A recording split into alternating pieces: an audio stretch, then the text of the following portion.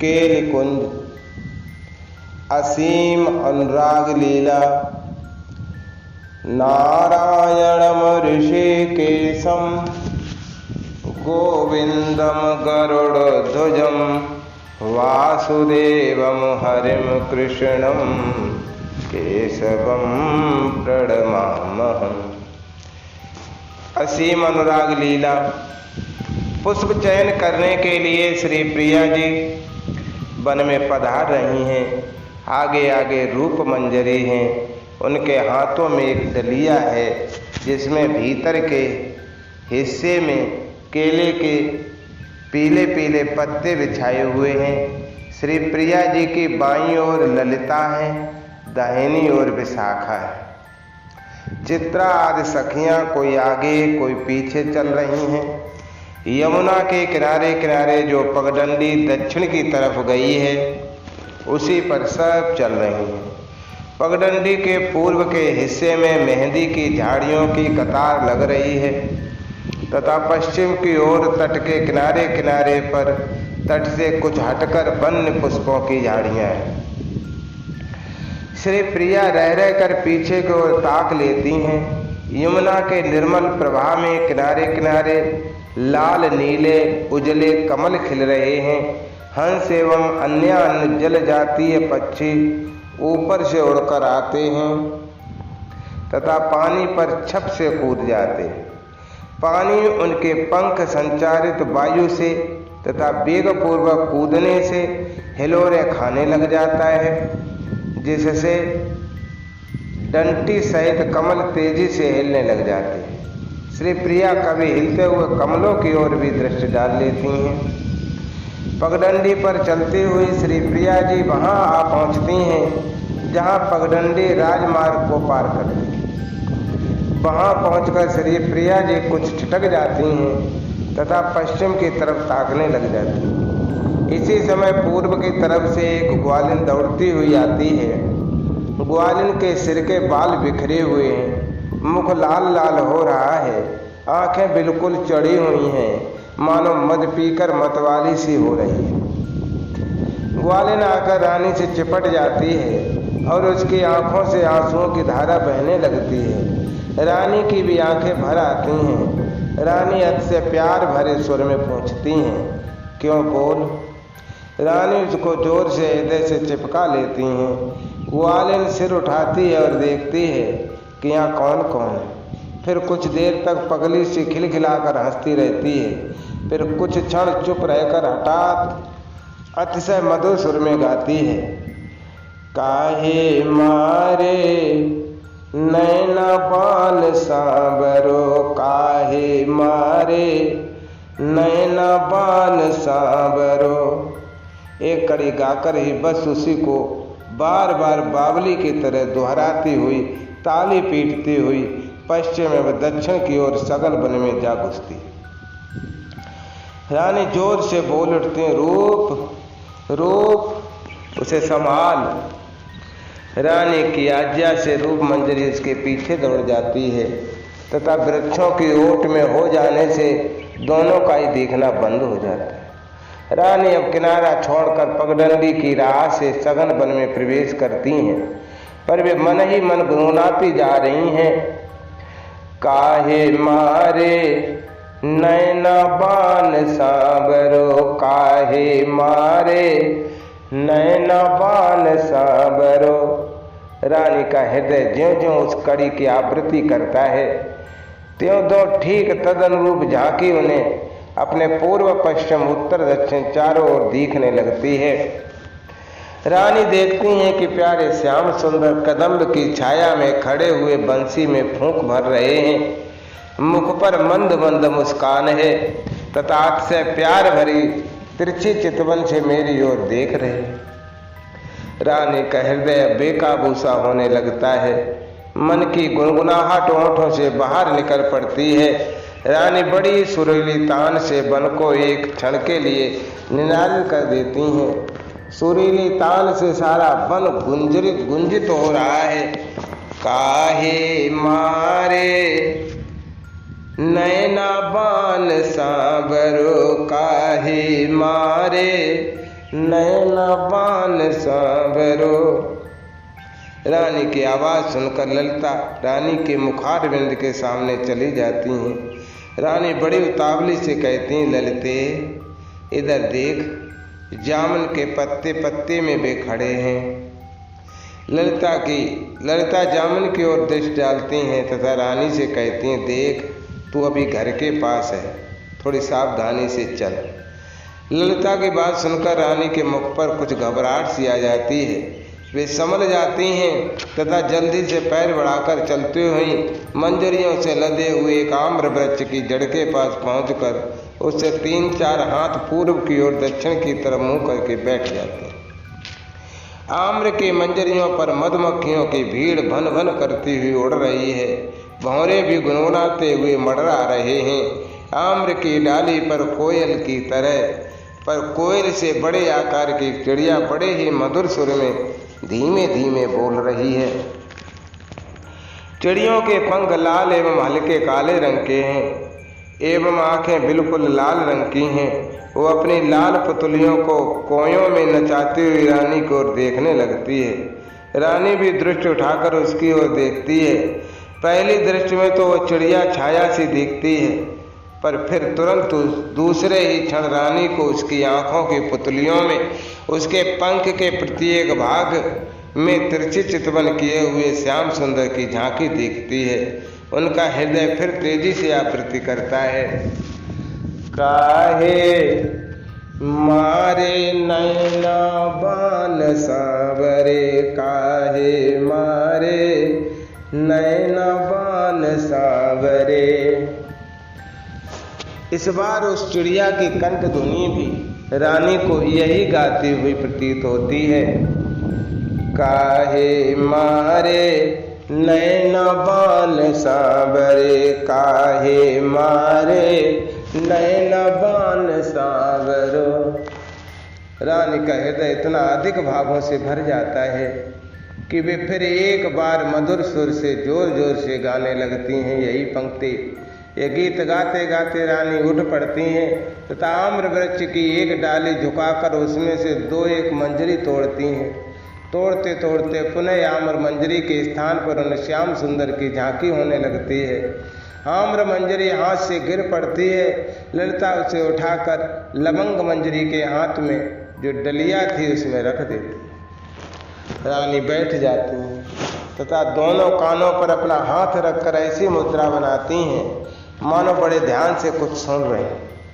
फिर तेजी से आगे दक्षिण की ओर के तमाल वृक्ष पर दृष्टि जमाकर कहती, ललिते वो सुन, वे मेरा नाम लेकर मुझे बुला रहे हैं। आहा कितनी मधुर कंठ ध्वनि है। ललिता कुछ उत्साह भरी दृष्टि से रानी को देखती है। कुछ क्षण देखते रहकर फिर धीरे से कहती है, पर मैं तो कुछ भी सुन नहीं रही हूँ। देख, पहले की तरह आज भी भ्रम हो रहा है। श्याम सुंदर तो चंपा कानन में मिलने का इशारा कर चुके हैं, वे वहीं होंगे। रानी बड़ी तेजी से दक्षिण की ओर दौड़ पड़ती हैं।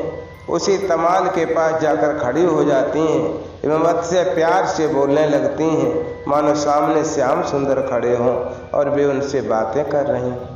श्री प्रिया जी कहती हैं, प्यारे श्याम सुंदर, ललिता विश्वास नहीं करती है, तुम एक बार जोर से हंस दो ना। रानी ऐसा अनुभव करती है कि प्यारे श्याम सुंदर मेरे कहने से जोर से हंस रहे हैं। उनकी प्रसन्नता की कोई सीमा नहीं रहती।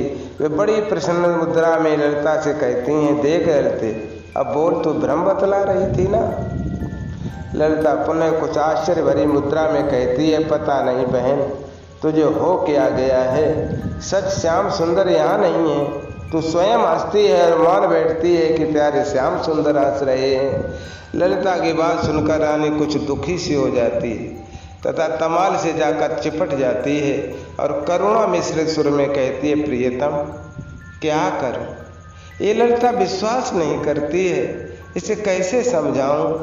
1-2 क्षण के बाद श्री प्रिया जी ऐसी मुद्रा बनाती हैं मानो श्याम सुंदर उसके कानों में कुछ कह रहे हैं और वे अतिशय ध्यान से सुन रही हों। कुछ देर तक उस मुद्रा में रहकर श्री प्रिया मंद मंद मुस्कुराने लगती हैं। फिर बड़े उल्लास से कहती हैं, ललिते प्यारे श्याम सुंदर ने उपाय बतला दिया है, देख मैं अभी अभी तुझे विश्वास कराए देती हूँ। ललिता बीच में ही बोल उठती है, क्या उपाय बतलाया है? ललिता की बात सुनकर रानी कुछ झेंप सी जाती हैं। कुछ देर ठहर कर कहती हैं, रूप कहाँ गई? आह, वो अभी तक वापस नहीं आई। रानी ये कह ही रही थी कि रूप मंजरी उसी ग्वालन का हाथ पकड़े हुए वहां आ जाती है। रूप मंजरी को देखकर रानी प्रसन्न होकर कहती है, री धरा। रानी की आज्ञा सुनते रूप मंजरी पास में आकर खड़ी हो जाती। रानी उसे हृदय से लगाकर कहती है, रूप उधर देख, देख कर बता क्या वहां मेरे प्रियतम श्याम सुंदर खड़े नहीं?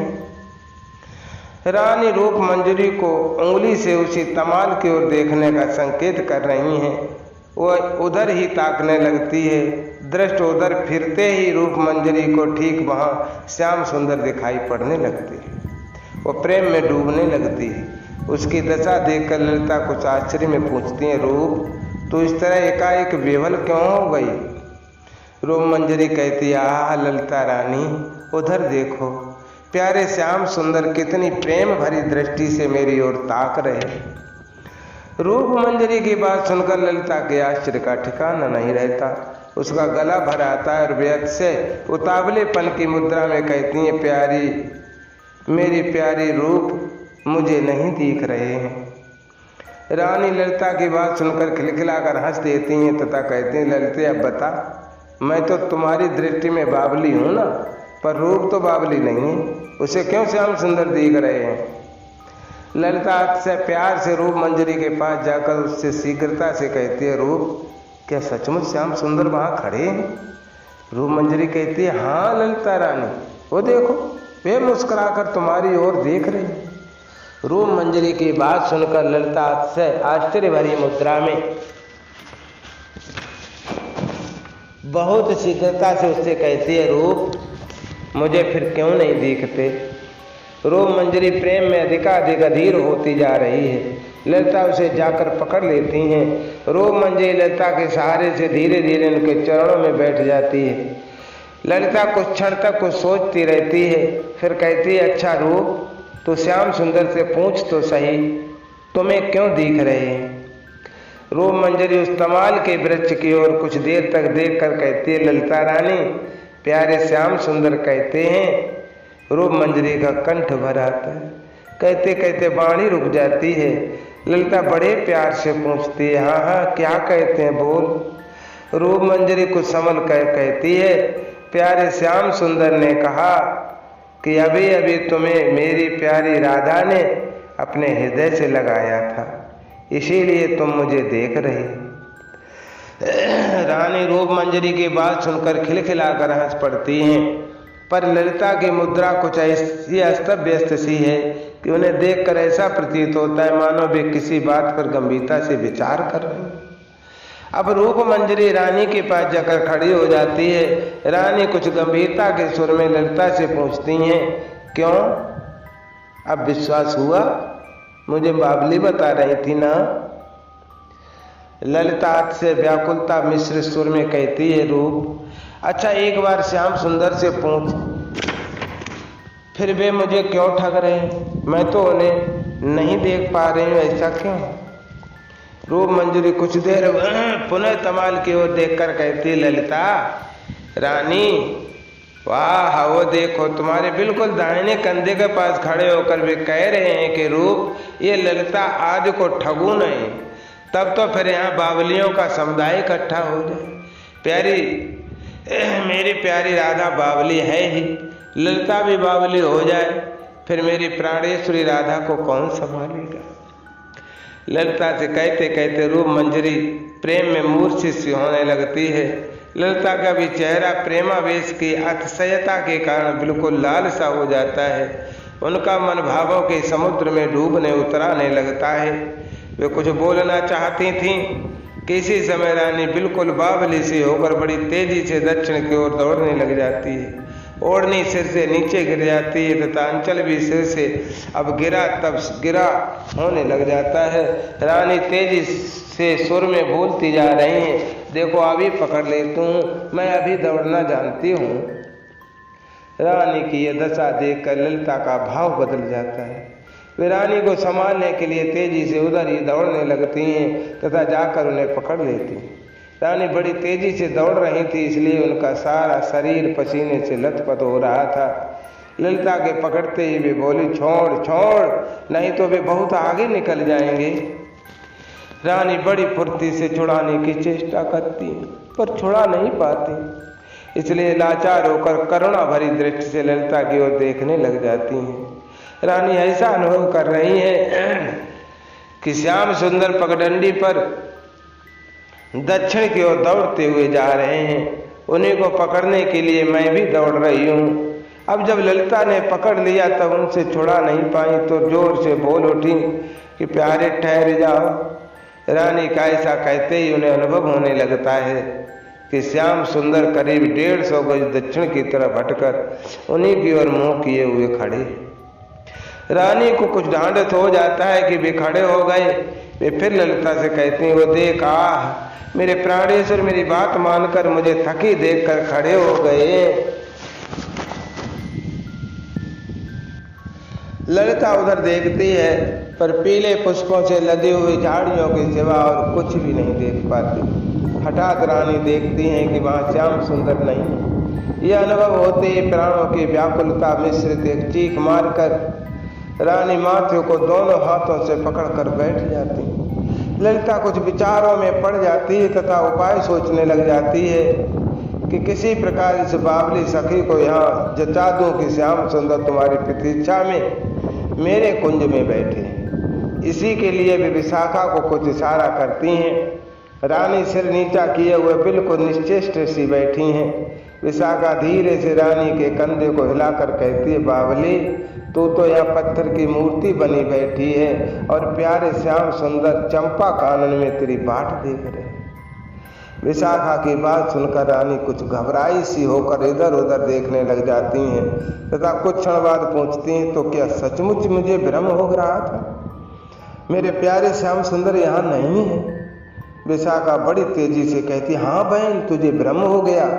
विशाखा की बात सुनकर रानी कुछ गंभीर से होकर खड़ी हो जाती हैं तथा चुपचाप शांत भाव से धीरे धीरे पगडंडी पर फिर दक्षिण दिशा की ओर चलने लगती हैं।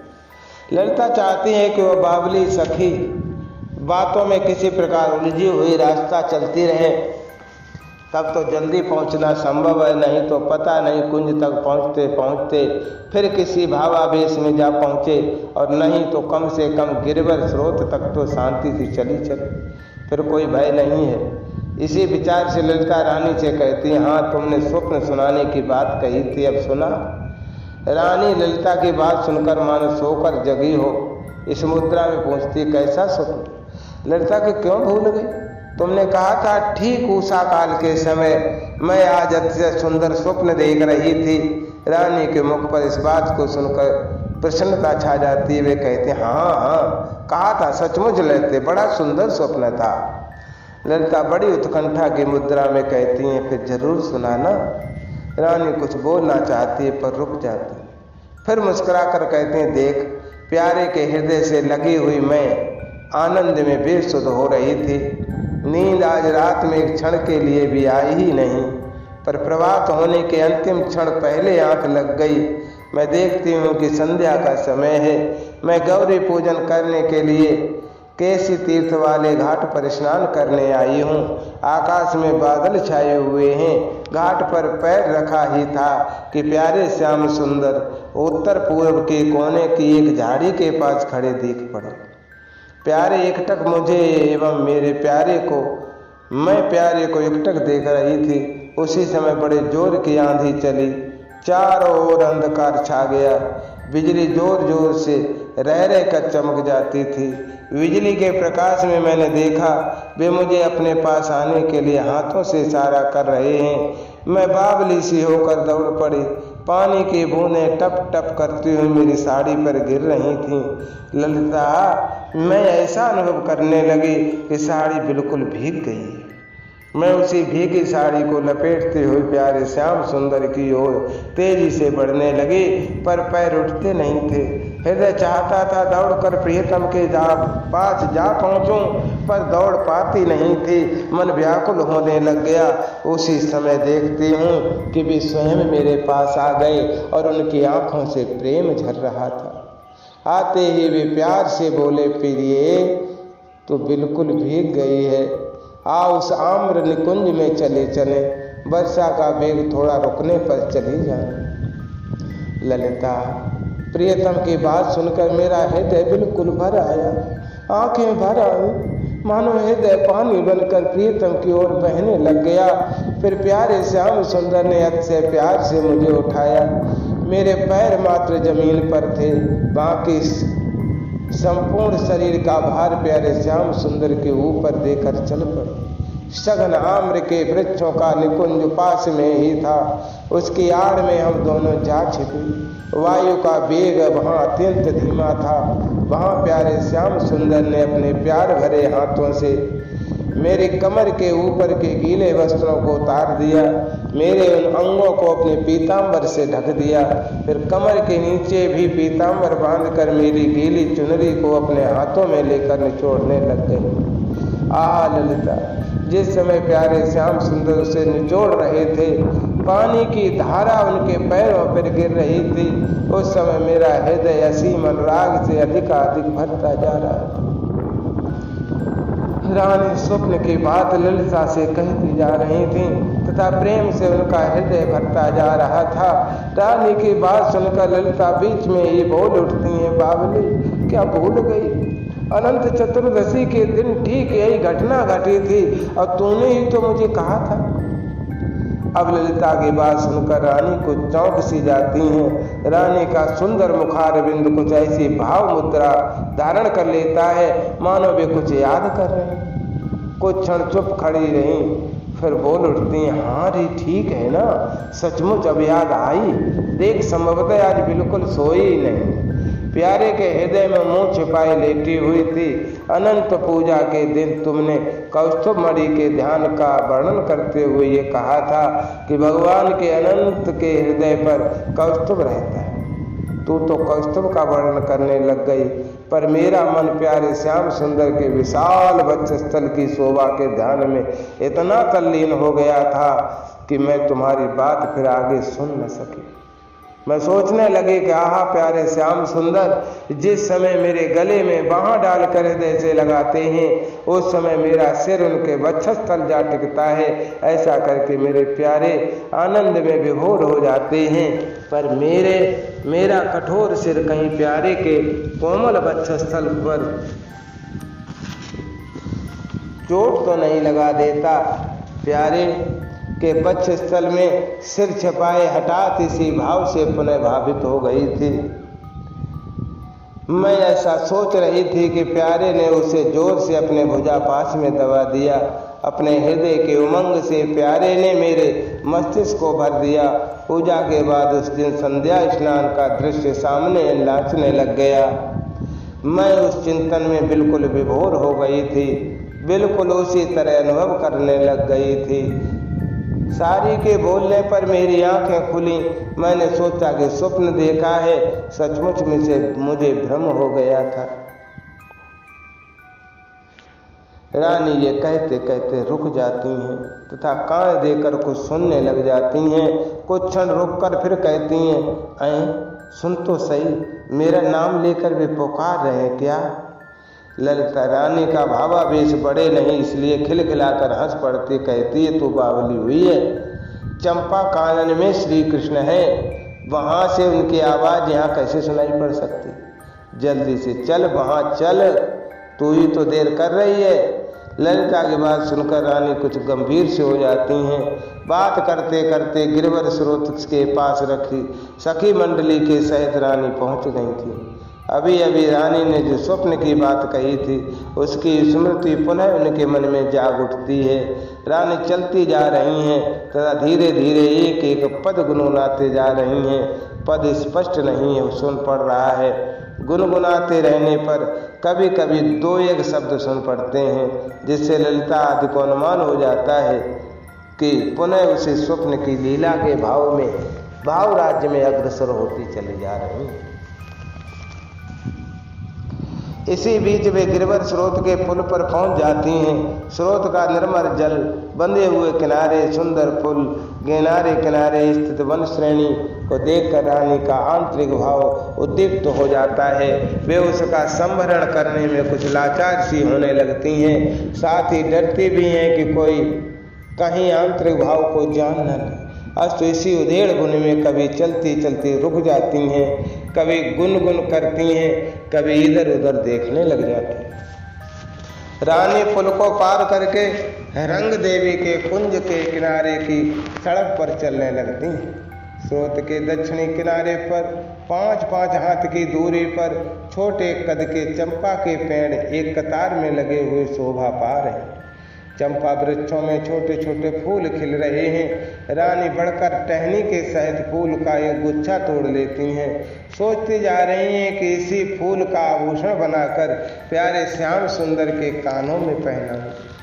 कभी श्याम सुंदर की छवि एवं कभी उस स्वप्न का दृश्य बारी बारी से अंतःकरण को उद्वेलित करता जा रहा है। अब फिर उस स्वप्न की स्मृति गाढ़ी हो जाती है तथा रानी भाव अधिक बढ़ जाने के कारण अत्यंत मधुर कंठ से गाने लग जाती। आजो गए होते कुंजन लो, रसयुत बूंद घने घन घोरत, देव कहें हर भीजत देख, अचानक आए गए चित चोरत, लौट भटू तट ओट कुटी के, लपेट पटी सो कटी पट छोरत, चौगुन रंग बड़े चित में, चुनरी के चुचात लला के निचोरत। रानी की मधुर कंठ धुन वन को गुंजित करने लग जाती है। ललितादि कुछ निश्चिंत सी हो गई हैं, क्योंकि वे अब घोष से दूर एवं सघन वन श्रेणी को पीछे छोड़कर अपने कुंजों की सीमा में आ गई। रानी बार बार उस अंतिम चरण को दोहराती है, चुनरी के चुचात लला के निचोरत।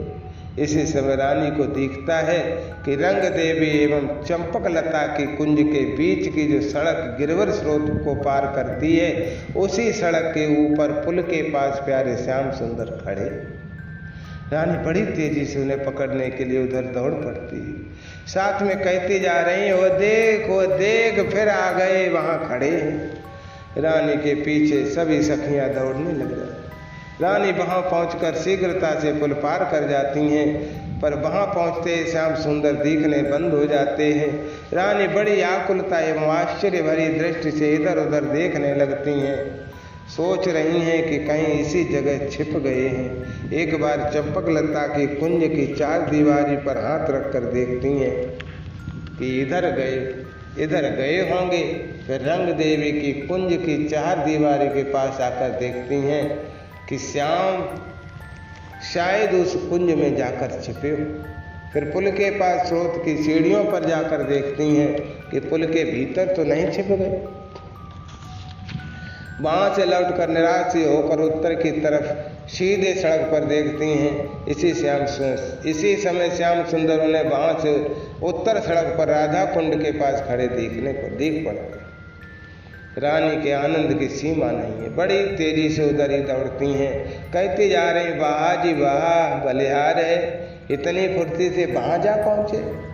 रानी ये कहती हुई दौड़ती चली जा रही हैं और कुछ ही क्षण में विद्युत गति से वहां पहुंच जाती हैं, पर वहां पहुंचते ही फिर श्याम सुंदर नहीं दिखते। रानी इधर उधर देखने लगती हैं। फिर श्याम सुंदर राधा कुंड एवं कृष्ण कुंड की सड़क पर बीच के हिस्से के पुल के नीचे खड़े दिखते। रानी इस बार बैठ जाती तथा रूठने की मुद्रा में होकर कहती हैं, अब जा, अब मैं तुम्हें नहीं देखूंगी, तुम मुझे छोड़कर भागते चले जा रहे हो, चले जाओ। रानी कुछ क्षण आंखें मूंदी रखकर फिर उधर ही देखने लग जाती हैं। इस बार श्याम सुंदर की माँ की झांकी मनमोहनी चितवन उन्हें बेसुध बना देती।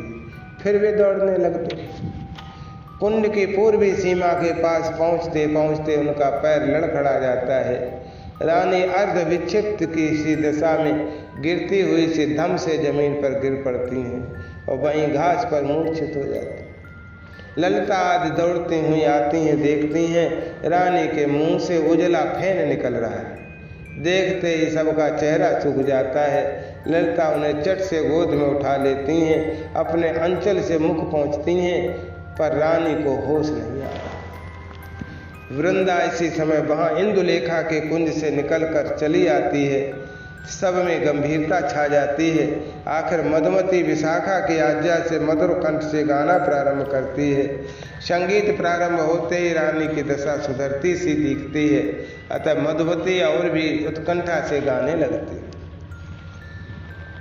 कोई एक सांवरोरी इत हुए आवे जाई, ज्यों ज्यों नयनन देखिए रे, त्यों त्यों मन ललचाई।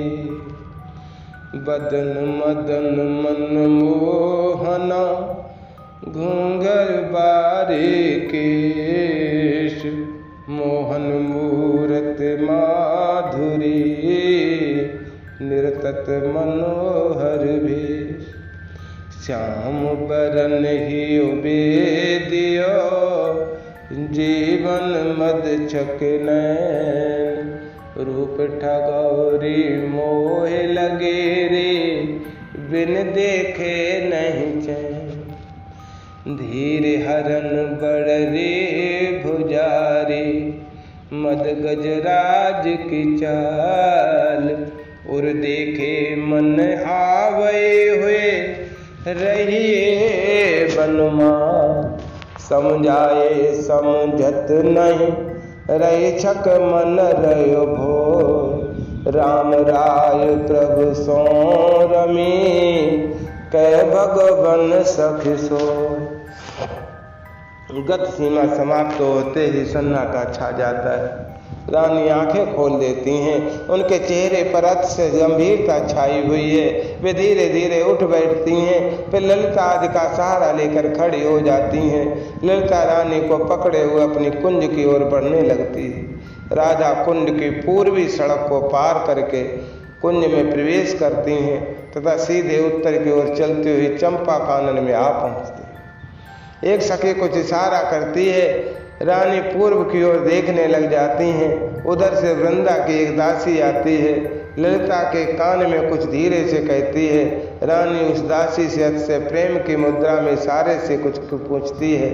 दासी ललिता की ओर इशारा कर देती है।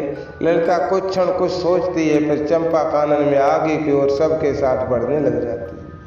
फिर उत्तर एवं पश्चिम के कोने की ओर मुड़ जाती है। थोड़ी देर में चंपा कानन की सीमा के पास पहुंच जाती है। फिर कुछ रुककर पुनः सीधे उत्तर की ओर बढ़ने लगती है तथा शरीफे के वन में प्रवेश करती है। कुछ देर बाद एक सुंदर सहतूत का वृक्ष दिखने लगता है। ललिता प्रसन्नता भरी दृष्टि से अभी कुछ देर पहले वृंदा की जो दासी आई थी उसकी ओर देखती है। दासी सिर हिलाती है। ललिता रानी की बाँह पकड़े उस वृक्ष के पास जा पहुँचती है तथा खड़ी हो जाती है। कोटि कोटि कंदर्प दर्प हर, है माधव सौंदर्य निधान। तुम्हें देखते ही बड़े आई, इनमें सुंदरता सुमहान। माधव है सौंदर्य अतुल, माधुर्य रस सुरा पारावार। सस ज्योत सना से सागर के, ज्यों उठते आनंदो पूर्मी अपार।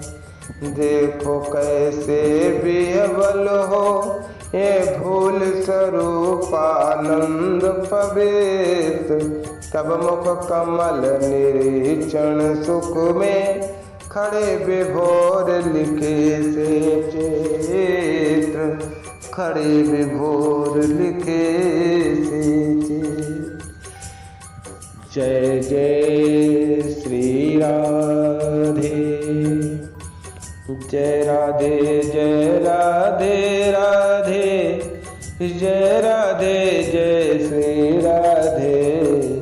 जय कृष्ण कृष्ण जय कृष्ण जय श्री कृष्ण।